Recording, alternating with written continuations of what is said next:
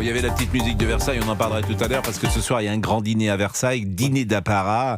C'est vrai que d'ailleurs Emmanuel Macron se sera souvent servi de Versailles. Je ne sais pas d'ailleurs quels sont les invités. J'ai pas encore vu les invités à Versailles. Généralement c'est des chefs d'entreprise, quelques quelques artistes. Par exemple, je sais pas, vous avez peut-être été de temps en temps invité dans un dîner de ce type, dîner de la République, j'imagine. Je suis allé plusieurs fois, figurez-vous, avec le Variété. Bah oui. Le Variété, c'est un acteur politique important, le Variété en France. Je pense que c'est même un des acteurs les plus importants, si vous voulez mon avis. Jacques Vendroux et sa troupe, je pense que... Et son orchestre. Effectivement, ils ont été... Mais là, on parle football. La Coupe du Monde, la formidable victoire de l'équipe de France de football. Ce matin, j'ai regardé Gauthier Lebret, j'ai trouvé assez intelligent. Retour en grâce. Vous disiez, et bon, j'étais pas tout à fait d'accord, mais la question est posée. Je pense pas qu'il était en disgrâce, mais... Il était très critiqué. Tout le monde est tombé sur Kylian Mbappé. Moi, j'ai pas ce sentiment, mais... Parce que même vous, autour de la table, lors des débats avec Olivier Guénec, quand on se posait la question, doit-il être sélectionné en équipe de France ? Olivier Guénec, j'ai une fois critiqué Kylian Mbappé. Plusieurs fois. Alors, pas au Real Madrid, mais en équipe de France, vous disiez... quasiment que s'il n'était pas sélectionné, c'était quasiment une bonne nouvelle. Qu'il pouvait inhiber. Attendez, je peux compléter ou pas ? Non, mais ça, qu'il pouvait inhiber le collectif, une personnalité comme ça, etc. Jamais j'ai dit ça. Si, moi je l'ai défendu en direct. Alors vous êtes sur Europe aussi, comme Georges Fenech. Doublé de Kylian Mbappé avec un but incroyable dans les dernières minutes, but aussi de Bradley Barcola. Plus de 14 millions de téléspectateurs, on l'a dit. Vous pouvez nous appeler d'ailleurs au standard d'Europe 1. 61% hier de part soir de marché. 61% et CM6. On est donc avec Fabien. On va écouter Didier Deschamps. Écoutons ce qu'il dit sur le foot. On a eu un peu d'appréhension, un peu de crispation au début. Puis il y a une bonne équipe en face. Après, quand on a pu dérouler un peu plus, changeant le placement aussi de Ousmane et de Michael, qui a changé pas mal de choses. Et puis Barco, quand il est rentré aussi, il a fait mal. Donc... c'est toujours bien de gagner le premier match, c'est pas décisif, mais de le gagner dans une poule à 4 face à cette équipe du Sénégal, et puis avoir autant de supporters français aussi. Je sais que pour eux, ils viennent de loin, ça coûte cher, donc c'est magique le football, quand on gagne et quand on peut partager des émotions. Là encore aujourd'hui, c'est que le premier match, mais on va savourer quand même. Moi j'étais content pour Didier Deschamps, et ce qui me frappait hier, c'est que voilà quelqu'un qui est sur des terrains de football depuis l'âge de 11 ans, il y avait une fraîcheur à chaque but marqué, une joie. C'est le secret. C'est formidable c'est d'ailleurs. Pas fin, c'était enthousiaste. Fabien. Et en fait, ce que j'aime chez Didier Deschamps, c'est qu'il y a ce tempérament de gagne qui ne quitte pas. D'ailleurs, je soupçonne les joueurs aussi de jouer cette dernière Coupe du Monde pour lui. Et moi, je vois qu'on va passer les poules, qui gère bien son groupe, que ce groupe, je le trouvais assez affûté. Je trouvais que les joueurs étaient fit. Ils commencent à combiner et je pense que les victoires enchaînent, jouent pour le moral et ils peuvent aller le plus loin possible. Je dirais pas au final parce que j'ai pas envie que ça porte la poisse, mais moi je les ai trouvés, je vais vous dire, moi j'ai vu hier soir, une équipe très forte. Hier soir, d'ailleurs, je les ai trouvés hier soir très puissants, très résistants, très précis, à un niveau technique très haut, mais sur le plan physique, je les ai presque trouvés trop bons. J'ai trouvé très fit, Pourquoi trop bon ? Très affûté. Parce que l'expérience me fait dire qu'il y a une montée en puissance qu'une équipe doit avoir et qu'il ne faut pas qu'elle soit aujourd'hui la plus forte. Je ne suis pas de votre avis. Moi je les ai trouvés très bons. La première mi-temps était assez poussive. Physiquement, ils sont montés en... Je ne sais pas ce qui s'est passé à la mi-temps. Je ne sais pas quelle causerie. Très bons physiquement. Oui, ils sont très bons physiquement. Et j'espère qu'ils en ont sous le pied, comme dit l'autre. Et je trouve qu'on a aussi des problèmes de riches, parce que Barcola qui rentre, c'est aussi un peu...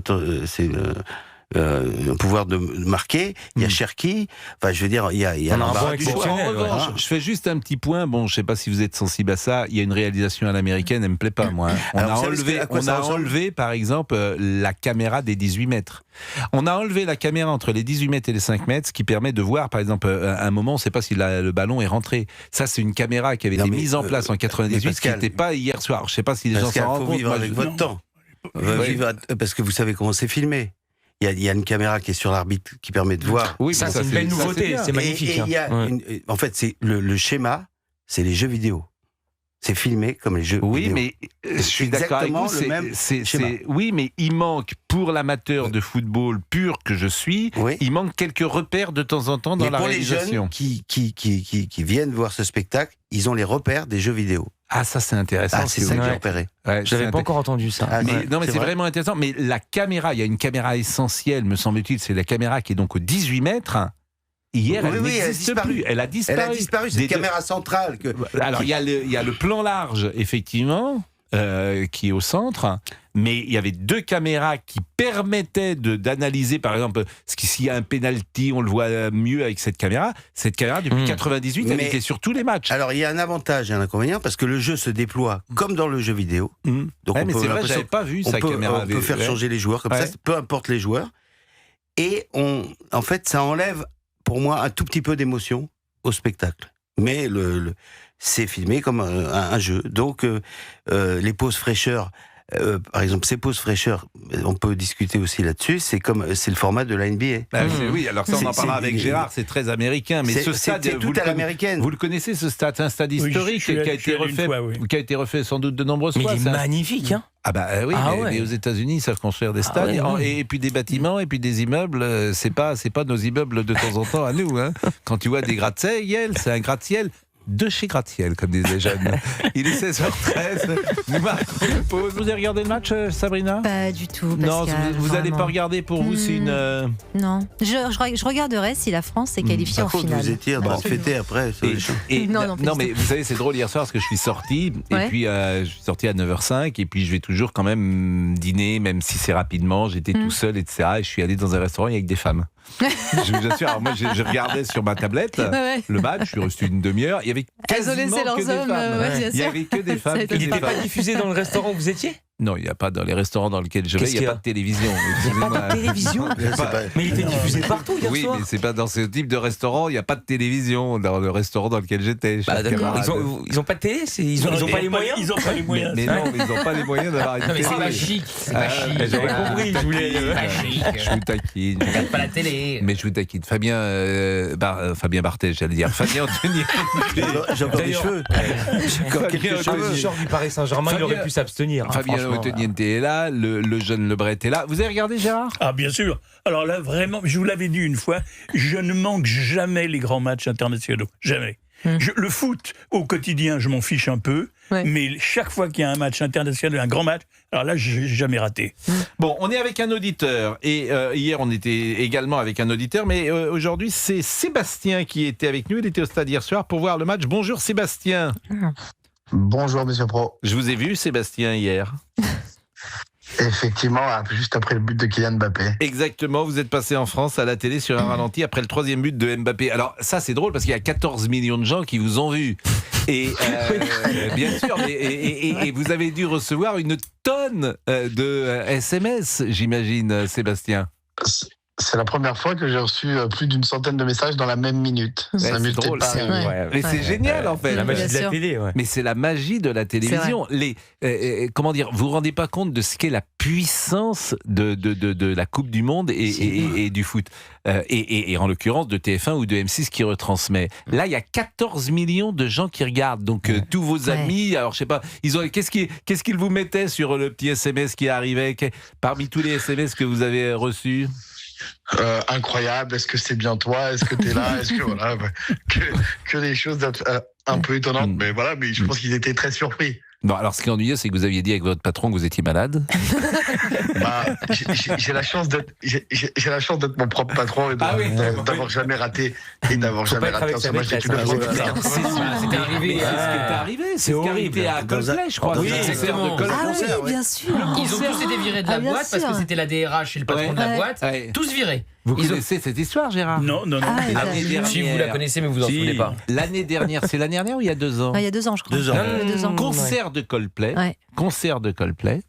Et Coldplay est en train de chanter. Maintenant, vous savez que dans les concerts, il y a, comment vous dites? Les kiss cam. Les kiss cam.